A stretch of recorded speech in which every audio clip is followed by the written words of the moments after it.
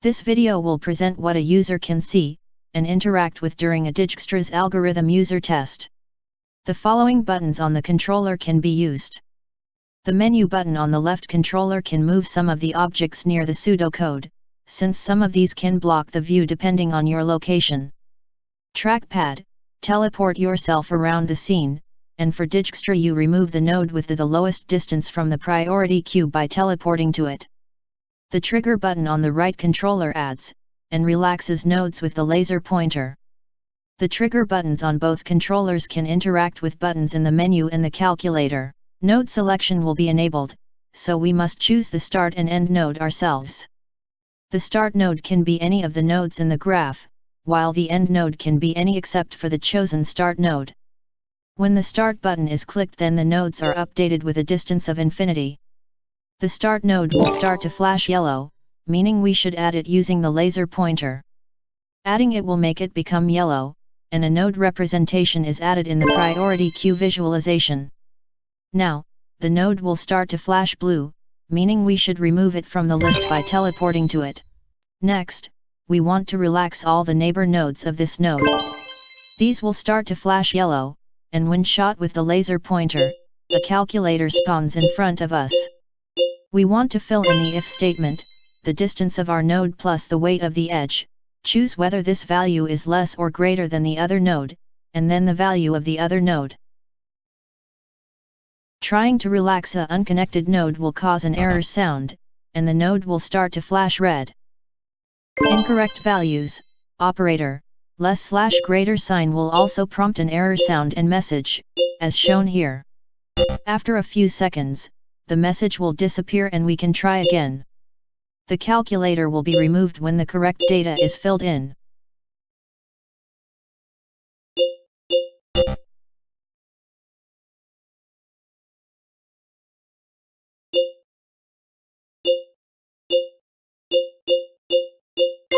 Now we have relaxed all the neighbors of this node, thus it's time to move to the node with the smallest distance according to our priority queue, and then repeat the same process we just did. As you might have noticed, the cost of the edges remains hidden until we traverse a node, then the edges leading out from the node becomes visible. Furthermore, when it's time to move to a new node, then all the edge costs becomes invisible. It was implemented this way in order to avoid too much information at the time, hopefully making it easier to focus.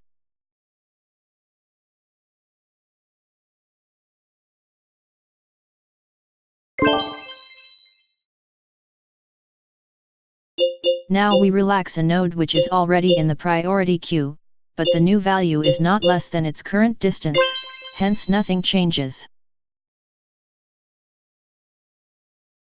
Note that the end node is already added to the priority queue, but we continue until we have traversed it. The node representation with magenta color is the end node.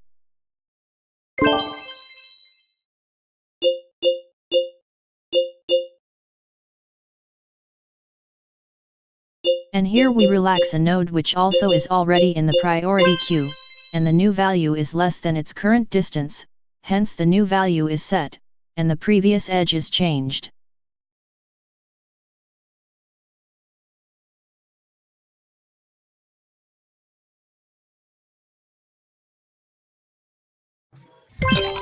The end node is now traversed, meaning it's time to backtrack our way back to the start node. The backtrack path will be displayed in the color magenta, and node representations of the path will also be generated.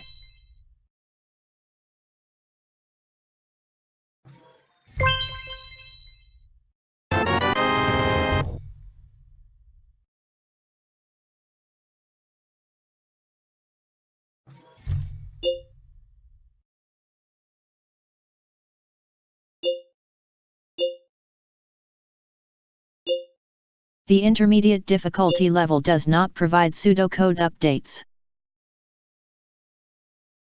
Note that the graph is now built with directed edges.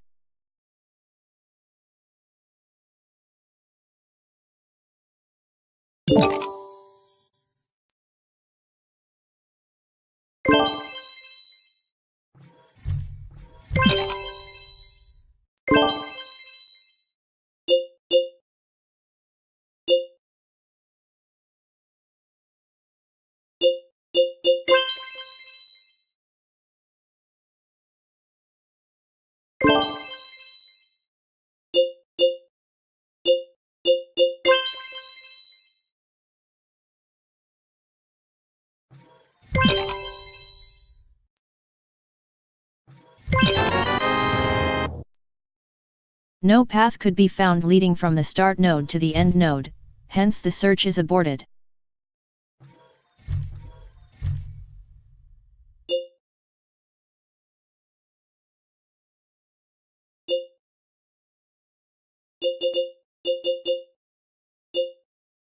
Let's give the intermediate difficulty level another try, using a partial generated grid graph with undirected edges.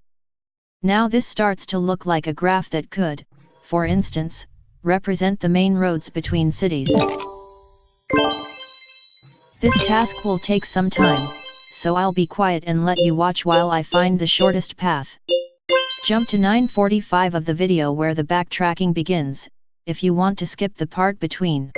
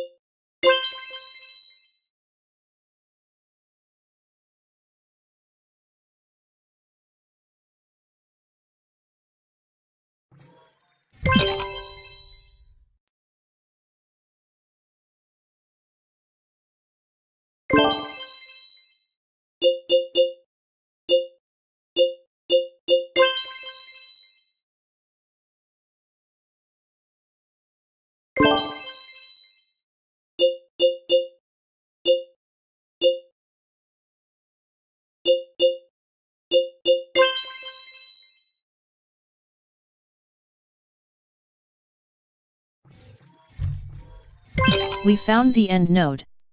Time to backtrack our way to the start node again.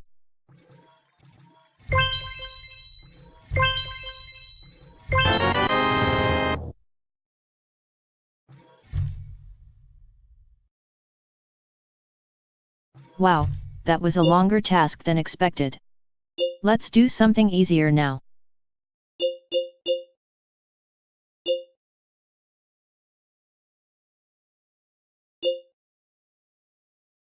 The advanced difficulty level does not provide list visualization support.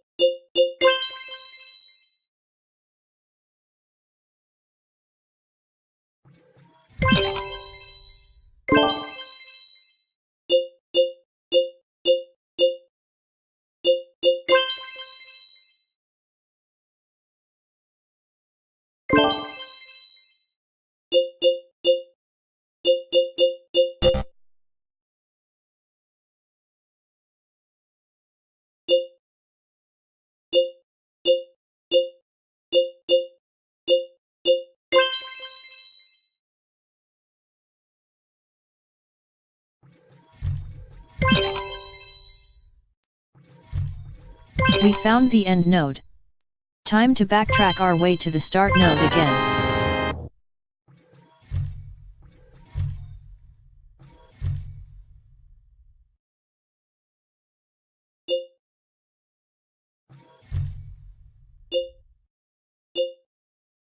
The examination difficulty level does not provide any support at all, except for sound effects. The colors of the nodes and edges are not considered as support, but more like making it easier to keep track of which nodes has been checked and traversed.